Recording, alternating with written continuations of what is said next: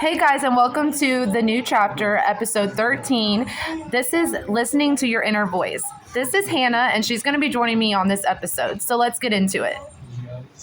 What was the moment you realized I deserve more than this? And I think that's a phenomenal question. I think it was the moment when Aurora started referring to her daddy as bad daddy, mean daddy, and started to not recognize her dad as her dad. I show her pictures now, and she doesn't even say that that's like my dad. Like, she just says, I don't know who it is. Which I'm glad has gotten to that point, because I'd rather her not remember half the things that she had to witness and hear. So as bad as it sounds, I'm actually thankful for that. The next question is, what was your biggest regret about staying? My biggest regret about staying was probably the fact that my daughter had to be around that mess. That is my biggest regret. She had to hear things, she had to witness things, she was in the mix of something, and that's not fair to her at all. And so that is my biggest regret. If I could go back and I could change the circumstances that I was in to leave sooner, I would have. But unfortunately, I was dealt with a situation. I didn't have I was very limited to the options that were in front of me to be able to leave. So that made it even more difficult to leave at the time that I left, to where it wasn't as affecting towards her. So unfortunately, you get the cards you're dealt with, and sometimes you have to make choices with the cards that you're dealt with and just try to manage through those situations with the options you have in front of you. And my options were very limited with what's in front of me to be able to leave sooner. So I regret that a lot. If I could go back and change that, I would. What is your experience with people telling you that you should leave? My experience with people telling me that I should leave was not really an experience at all, because a lot of people were not telling me to leave. They were basically trying to deem me as the problem and telling me, oh, well, you're probably the problem. Well, what do you do to do this? What do you do to do that for him to do this and this to you? Nobody really believed the abuse that was going on until here recently, when I had to speak out and actually show proof of a lot of things. And that's the thing that I don't get, is the reason why people should have to prove that abuse actually exists, because people are more quick to believe lies, because lies doesn't demand truth, but the truth demands proof.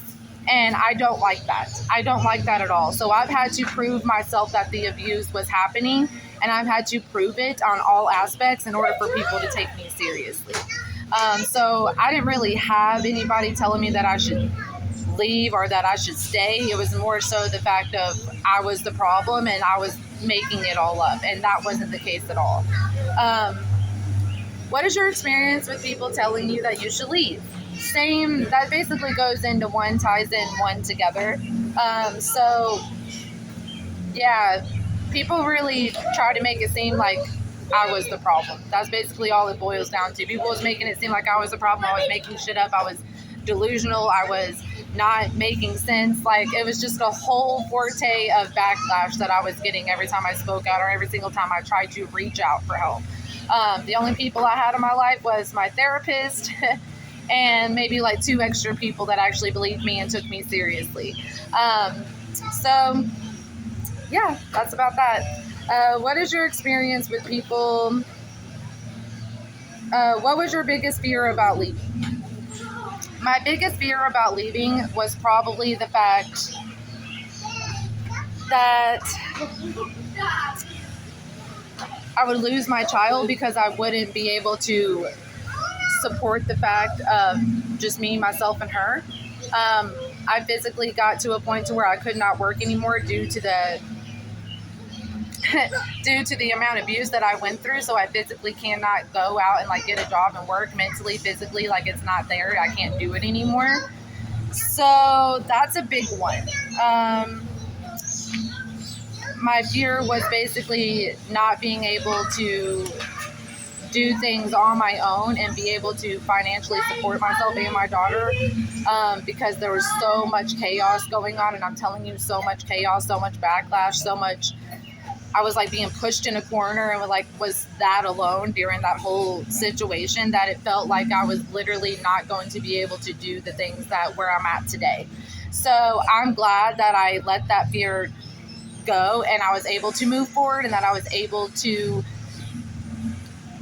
tell myself that I can do it and to trust God that I can do it. So that was a big fear of mine, not being able to do what I needed to do for me, myself, and my child. But obviously I got to a point to where I can, and I am, and I'm able to. So that makes it all the worthwhile of being able to push myself through that situation.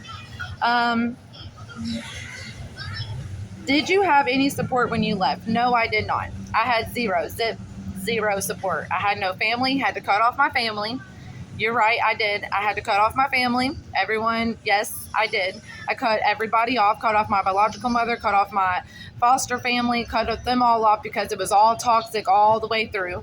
I got tired of it, and I wasn't going to raise my daughter around toxic people and have her have the same wounds and the same heartbreak that I've had to endure throughout my childhood. That just was not going to happen. So I cut off all my family, moved on, moved forward, and that's the end of that, because I'm not letting my child be around people who wanted her to be dead. They didn't want her to exist. They didn't want her to happen. And that's why I cut off my foster family. They wanted me to abort her. They wanted nothing to do with her. Even when I brought her out of the NICU over there to visit one time, that was the last and final straw, because nobody wanted to pay attention to my kid. So I'm just going to leave it at that, and we're just going to move on. Did you have a moment where you thought, if I stay, I'm going to die? Yes, I did. I had a big moment. I had a really big moment. That was the moment I had my head gashed in and bled from my head for 4 days straight and was refused medical care. Because God forbid I go out and I get medical care for my head that was bleeding for 4 days straight. I also had to take my daughter to her physical therapy because she was going to physical therapy to learn how to walk. And I was had blood dripping from the back of my head and had blood stains in my hair, and I was so discombobulated, like I was so out of touch. I was so dizzy. I was very dizzy. And I remember her asking me if I was okay, and I'm like, yeah, like I'm fine. Because God forbid I speak out and spoke about that situation early on when it first happened instead of later, because I probably would have got the death beat out. Like I would have been in my deathbed. What warning would I give to people in the future of my significant other? You know what I would tell people? I would tell people to run. I would tell people to not engage, do not entertain, do not do any of that, because he's a compulsive liar. He doesn't know the truth beyond a lie. It's all lies. I felt really betrayed after I left him. I felt really betrayed because I left him, and then it comes out that everything from the start to the finish of when we were together was a lie. Everything was a lie. Everything that he told me about his mom, about his ex-wife, about everything was a lie. So I would say to run. That's literally what I would say. Run, or you're going to have to figure it out the hard way like I did. Either way, just run. Because if you don't want to take my advice, if you don't want to listen to me, that's fine. Because in all honesty, I understand that. I was the same way. I didn't want to listen to his ex-wife about her telling me when I first reached out. I had to learn the hard way, and I had to learn a brutal, hard way about him. So I don't want anybody else to have to go through that same experience with him, but I can tell you it's all just a big, mushed up lie. I wouldn't trust a single word that comes out of his mouth. How has the trauma you experienced affected current relationships? I don't really have current relationships with anybody, so I really don't know. I really don't know how to answer that. Probably trusting people, because I still have a problem with trusting Amanda. I do. I have a trouble trusting my friends that I surround myself with, in all honesty. So I would say trust is like a big one that I struggle really hard with still to this day. But also I recognize patterns, and I recognize things that people say and that they do, and it's like a trigger for me, because it's like, oh, I know where this is leading. I know where this is going. Okay. Because patterns don't change. I just want you guys to understand that patterns don't change. So trust patterns. If you're getting triggered, if you're getting wounded up because somebody is doing or saying or behaving a certain way that you have done healed from, that is probably a red flag to not continue that friendship, to not continue that relationship, because patterns in people don't change. So if you start seeing that and realizing that, just know that maybe you should start backing off and finding a different route to take, because that is not somebody you want to go down the road with. I can promise you that. What was the moment you realized I can never go back?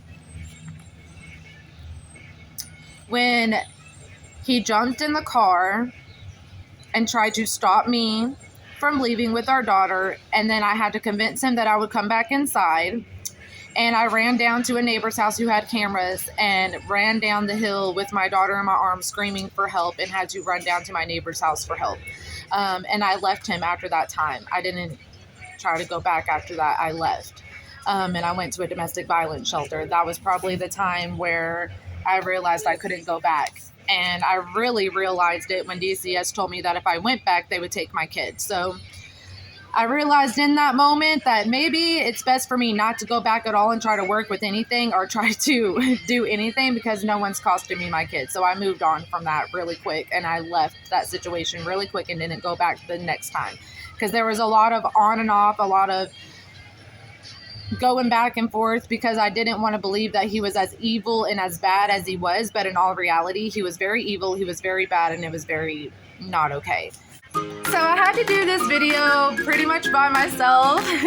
She wasn't here. It's okay, Hannah. She wasn't here. Amanda wasn't here. So I pretty much did this video by myself, and these are really good questions, by the way. Amanda, you did such a good job. Shout out to you, even though you're not here right now, but I just wanted to let you know, shout out to you, Amanda. Those questions were deep. Those questions were real, and I appreciate it.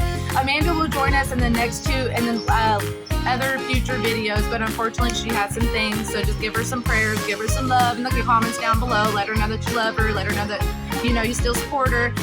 But Amanda unfortunately couldn't be here for this video, but I just wanted to say, you guys, if these questions resonate with any of you, and if you feel like you want to answer some of these also, you can comment down in the section below. You can also message me if you want to talk, or if you want to vent or anything about this. I really do hope to God that these questions really help you guys realize and help you guys resonate with your situation, or even if you have gone and moved on from your situation. I want you guys to know that you are so much stronger than what you think you are, and you guys are very resilient. And if you are going through a situation that's similar to mine, or just abuse in general, it doesn't even have to be romantic. It could be with family, it could be with friends. Just know that you are not alone. You are loved. God loves you. Jesus loves you. I love you. Hannah loves everybody. Yeah. And you're going to see more of Hannah in future episodes. So thanks for watching, guys, and hope you guys come back and see us again. So bye.